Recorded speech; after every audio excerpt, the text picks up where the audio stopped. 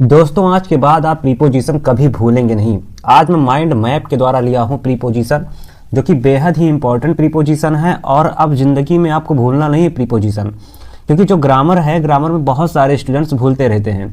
तो जब मैं इमेज दिखा दूंगा, जब चित्र दिखा दूंगा, तो आप लोग कभी भूलेंगे नहीं। ठीक है, ये क्लास बहुत ही खास होने वाली है। ये क्लास आप लोगों को देखने के बाद आप जिंदगी भर के लिए आप फुर्सत पा जाएंगे प्रीपोजिशन में।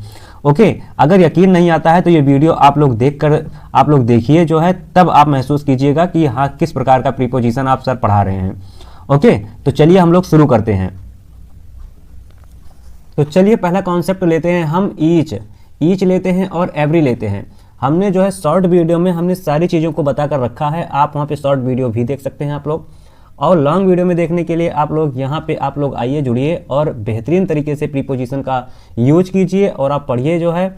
उसके बाद देखिए फ्रेंड्स, जो एसएससी सीजीएल आता है और बहुत सारे एग्ज़ाम हैं, एसएससी के हैं, एनडीए सीडीएस के हैं, बहुत सारे एग्ज़ाम हैं। उन एग्ज़ाम में हमेशा ये क्वेश्चन, ये सारी चीज़ें फंसती रहती हैं।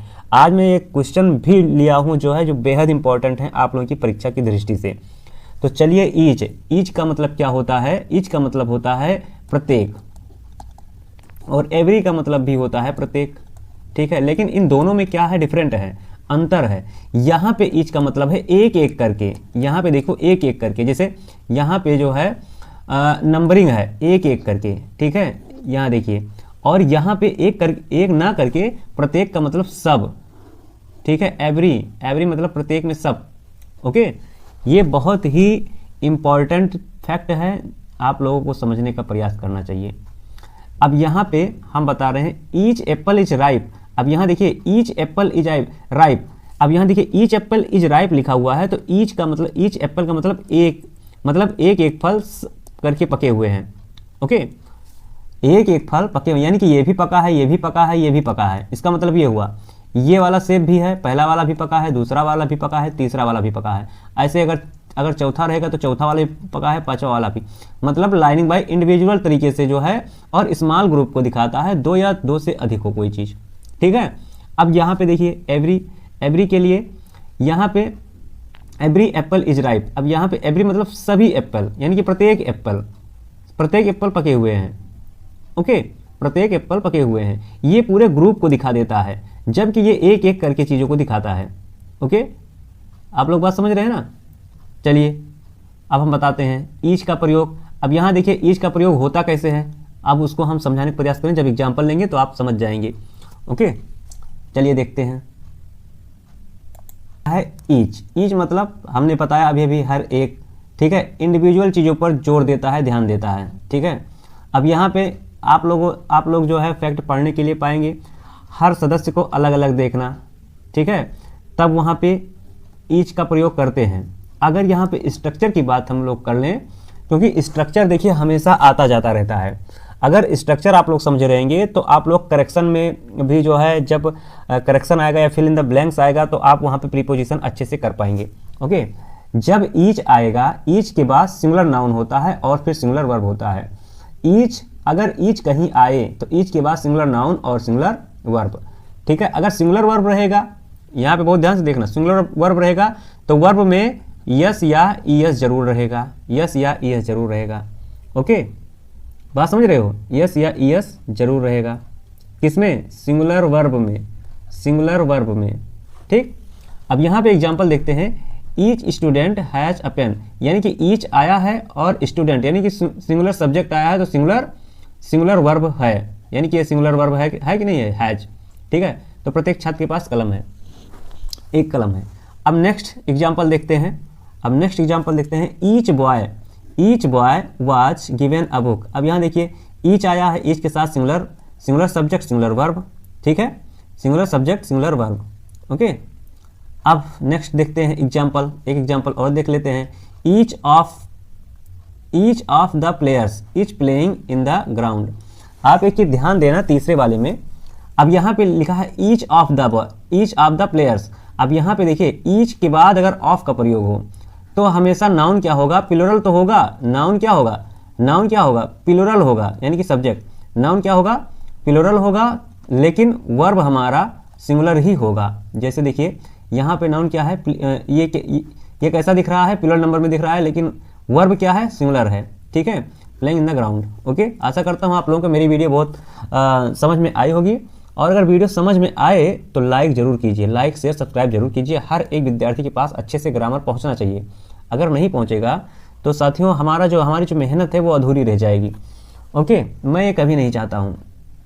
चलिए, ईच हमेशा सिंगुलर वर्ब लेता है। आप लोग अभी जो है ऊपर ध्यान दिए आप लोग, ठीक है। अब ये जिंदगी भर याद रखना, ईच हमेशा क्या होगा, सिंगुलर वर्ब में आएगा। सिंगुलर तो सिंगुलर सब्जेक्ट होगा, सिंगुलर सब्जेक्ट के साथ सिंगुलर वर्ब। ओके, अगर सिंगुलर वर्ब रहेगा तो यस या ईएस जरूर जुड़ेगा। आप लोग अच्छा एक फैक्ट देखिए, चलिए बाद में बताएंगे उसको, मैं जो दिमाग में लिया हूँ। ओके, चलिए यहाँ पे एग्जाम्पल तो जान ही रहे हो, each student each present in the classroom. अब यहाँ ईच आया है, ईच के साथ सिंगुलर वर्ब आया है, सिंगुलर सब्जेक्ट आया है, ठीक है, यस लगा हुआ है। चलिए नेक्स्ट देखते हैं, यहाँ पे ईच स्टूडेंट आर यहाँ लगा है तो ये गलत होगा। ओके, क्योंकि ईच के बाद हमेशा प्लूरल वर्ब आता है, सॉरी सिंगुलर वर्ब आता है। ओके, ये प्लूरल वर्ब है। ओके, आशा करता हूँ आप लोगों को समझ में आया होगा। चलिए अब नेक्स्ट देखते हैं। अब यहाँ पे एवरी का प्रयोग कैसे होता है, एवरी का प्रयोग, ठीक है। तो एवरी मतलब हर एक पूरे समूह पर जोर देता है, वो एक एक चीज़ों पर जोर देता था, अब ये पूरे समूह पर जोर देता है।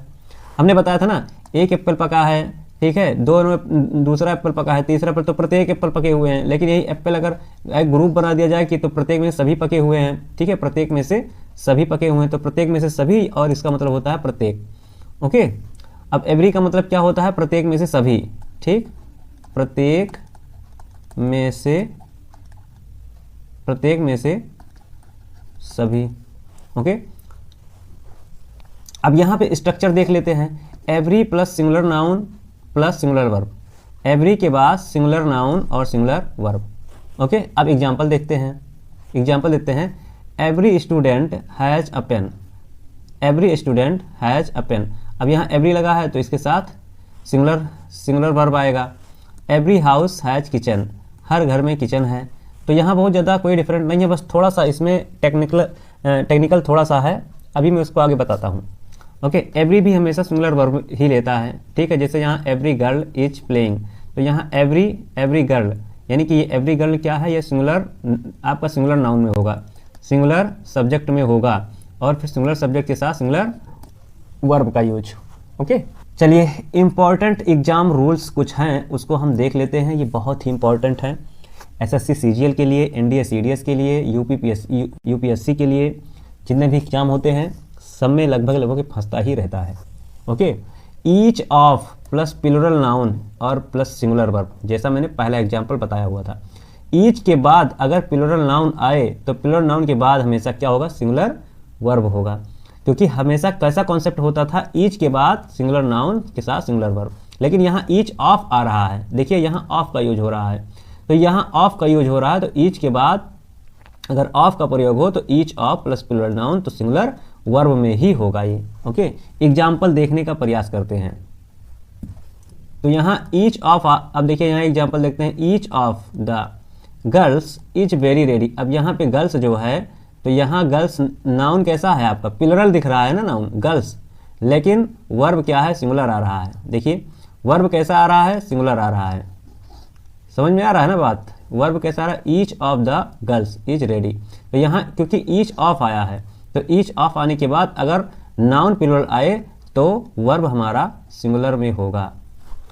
ओके, समझ में आई बात। चलिए रूल 2 देखते हैं, एवरी के साथ यूजुअली संख्या ज़्यादा होती है। ओके, अब यहाँ every student in America should study. चलिए नेक्स्ट देखते हैं, ईच को सेंटेंस के अंत में भी लगाया जा सकता है, जैसे यहाँ लगाया गया है, you gave us 2 apples each.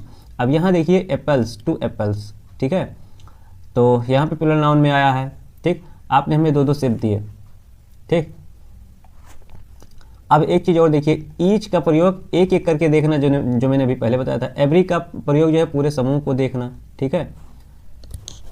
आशा करता हूँ हमारी वीडियो आप लोगों को पसंद आ रही होगी, और देखिए चैनल को लाइक तो ज़रूर कीजिए। अगर कोई भाई दिक्कत हो इंग्लिश में, ग्रामर में, तो नीचे आप लोग कमेंट कीजिए ना, उसका उत्तर तो ज़रूर मिलेगा आपको। ओके, ऐसा नहीं है कि नहीं मिलेगा आपको, हम देंगे उसका जवाब। चलिए अब मैं थोड़ा सा आप लोगों का दिमाग चेक कर रहा हूं, अगर ये दिमाग अगर आप लोगों का सही से काम कर रहा होगा तो नीचे कमेंट करके बताइएगा, बताइए कि पहला वाला क्वेश्चन में क्या होगा। पहला वाला रहेगा ए वाला आर भरा जाएगा कि ईच भरा जाएगा, जैसे कि क्योंकि यहाँ लिखा है ईच ऑफ द प्लेयर्स, ठीक है, selected, each of the players selected, क्योंकि एसएससी एग्जाम के लिए ये सब सारी चीज़ें फिल इन द ब्लैंक्स में आती रहती हैं और आप लोग यहीं पर जो है भूल जाते हैं, कर नहीं पाते हैं, ठीक है। तो ईच ऑफ द प्लेयर्स नीचे कमेंट करके बताइए कितने लोगों का आंसर सही, जितने लोगों का आंसर सही होगा तो मैं अगले वीडियो में ज़रूर आप लोगों का नाम लूँगा और उनको थैंक्स बोलूँगा, यानी कि उनकी पढ़ाई बहुत अच्छी चल रही है। ओके, तो यहाँ पे ईच ऑफ द प्लेयर्स यानी कि ईच ऑफ द आ रहा है, ईच ऑफ द आ रहा है, और यहाँ पे नाउन कैसा है, नाउन हमारा प्लूरल है, नाउन हमारा प्लूरल है तो वर्ब हमारा क्या होगा, सिंगुलर होगा, तो यानी कि बी वाला ऑप्शन सही है। ओके, नेक्स्ट क्वेश्चन हम लोग देखते हैं, किनका किनका सही, जिनका इनका सही होगा वो बताना, ठीक है। अब देखिए यहाँ पे सेकेंड वाला है every boy in the class present, ठीक है, एवरी बॉय। अब यहाँ पे देखिए एवरी बॉय आया है तो यानी कि सब्जेक्ट क्या है, सिंगुलर है, तो वर्ब भी हमारा सिंगुलर होगा, तो every boy in the class is, यहाँ पे इज का प्रयोग होगा। अब तीसरा देखते हैं, तीसरा क्वेश्चन देखते हैं, दे वर गिवेन 2 पेन्स। अब देखिए दे वर गिवेन 2 पेन्स, अब यहाँ बताइए 2 पेन्स एवरी होगा या ईच होगा, बताइए कमेंट करके। चलिए, तो यहाँ पे क्या होगा, ईच होगा, तो हमारा ये बी वाला ऑप्शन सही है। ओके, आशा करता हूँ हमारी वीडियो आप लोगों को बहुत अच्छी लगी होगी। ये जो सीरीज चल रही है, जो बहुत बेहतरीन तरीके से चल रही है, आप लोग नीचे कमेंट कीजिए और बताइए। और मैं एसएससी सीजीएल के लिए तो मैं जो है ये बेड़ा उठाया हूँ कि एसएससी सीजीएल हो, ग्रामर कहीं से भी आता हो, मैं पास कराने की जिम्मेदारी मैं ले रहा हूँ। ओके, अब चलिए दोनों के, आप देखिए यहाँ पे use of in, on, into, use of in, on, into, अब ये हम तीनों चीज मिलाकर पढ़ेंगे। ओके, अब ये तीनों चीज हम लोग मिलाकर पढ़ेंगे। तो देखिए हम लोग इन का प्रयोग पढ़ने वाले हैं, ऑन का प्रयोग भी पढ़ने वाले हैं। ओके, और यहाँ पे इनटू का भी प्रयोग पढ़ने वाले हैं, क्योंकि देखिए जब क्या होता है, कभी कभी स्टूडेंट्स क्या करते हैं, उनको कुछ चीज़ें समझ में नहीं आती हैं, तो उनको माइंड मैप से समझाना बेहद ज़रूरी है।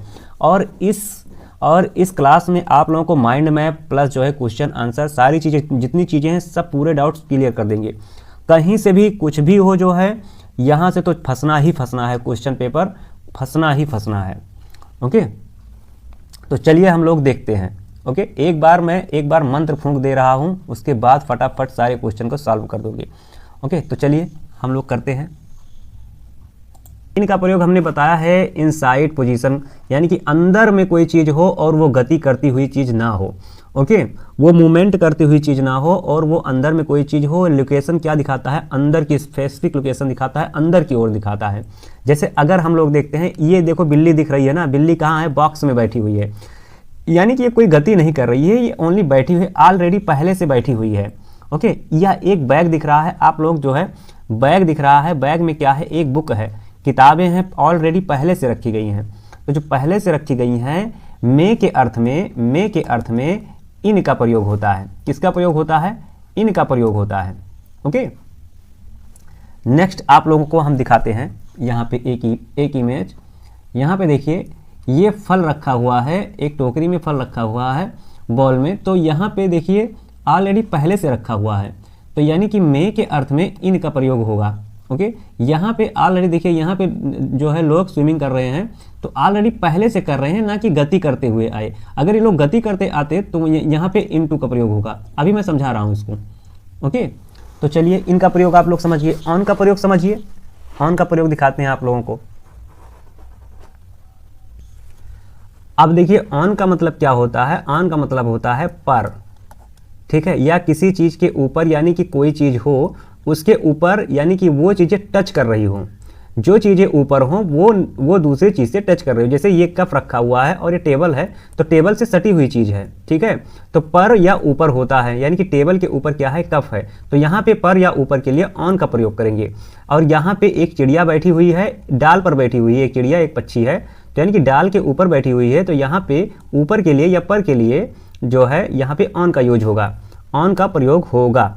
ओके, यहाँ पे ऑन अ डेस्क, यानी कि डेस्क पर जो है लैपटॉप, देखिए कंप्यूटर लैपटॉप रखा हुआ है, तो यानी कि ये टच कर रही है, ये दोनों ये देखो सभी चीज़ें टच में है।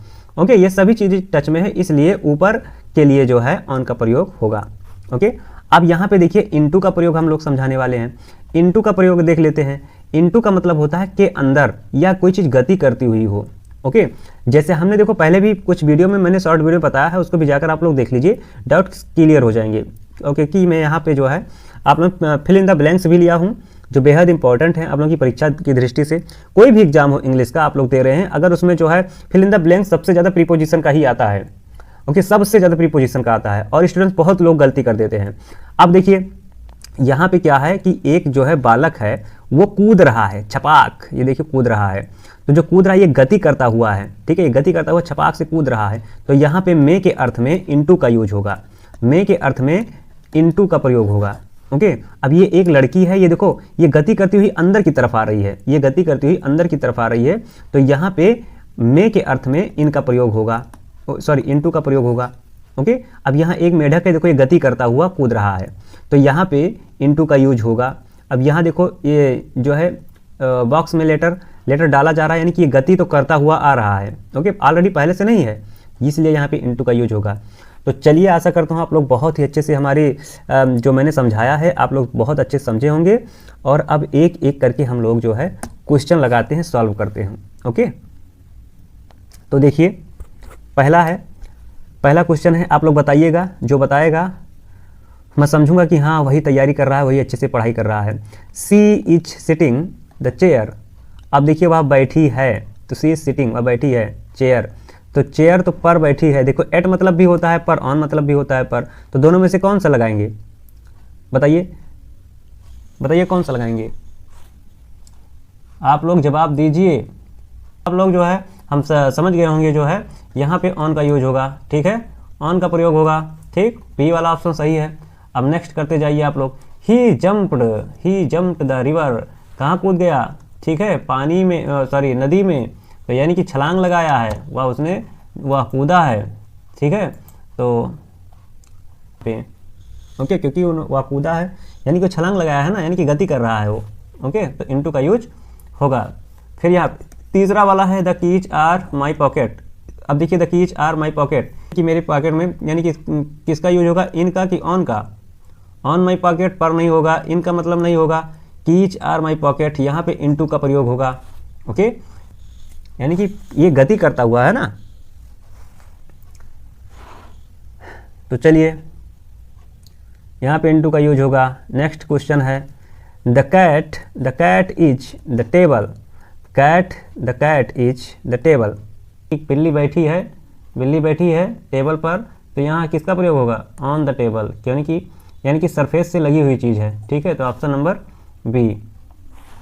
अब she poured the milk the glass, यहाँ किसका चीज, यहाँ क्या होगा, यहाँ होगा इनटू का यूज, क्योंकि पॉर्ड द मिल्क यानी कि जो है गति कर रहा है, यानी कि खुल रहा है, ठीक है, हिल रहा है, ठीक, तो ये इनटू द ग्लास। ओके, चलिए नेक्स्ट। क्या समझ में नहीं आ रहा है इंग्लिश, इतना आसान है, मैंने इतना आसान बना दिया है, फिर भी तुम लोग समझने का प्रयास नहीं कर पा रहे हो। चलिए next. There is a picture the bell, there is picture the ball, अब यहाँ पे देखिए द बॉल किस पे, in the ball, on the, into, नहीं समझ में आ रहा है। तो वीडियो बहुत लंबी हो जाएगी फ्रेंड्स, ये समझ आइए प्रीपोजिशन का पहला पार्ट शुरू हो चुका है, अगला पार्ट फिर आएगा और उसमें सारी चीज़ों को क्लियर कर दिया जाएगा, डाउट्स क्लियर कर दिए जाएंगे। आप लोगों को मेरी वीडियो अगर अच्छी लगी तो लाइक से सब्सक्राइब जरूर कीजिए और अपने फ्रेंड्स में जो है जो है शेयर कीजिए, और सब लोग जो है इंग्लिश खूब बेहतरीन तरीके से ग्रामर को पढ़िए। स्पोकन इंग्लिश आजकल एआई का ज़माना है, स्पोकन इंग्लिश बहुत अच्छे से भी सीख सकते हो, एआई से सीख सकते हो, लेकिन ग्रामर क्या है थोड़ा टेक्निकली होता है, उसको समझाना पड़ता है खूब। ओके, तो आप लोग ग्रामर पढ़ते रहिए, जो एक एक पॉइंट है निचोड़ कर मैं लेकर आ रहा हूँ, इमेज के माध्यम से बता रहा हूँ ताकि आप लोग अच्छे से समझ जाएँ। ओके, और आप लोग पढ़ाई करते रहिए हमेशा। ओके, अगले वीडियो में हम फिर मिलेंगे। आज के लिए धन्यवाद, थैंक यू।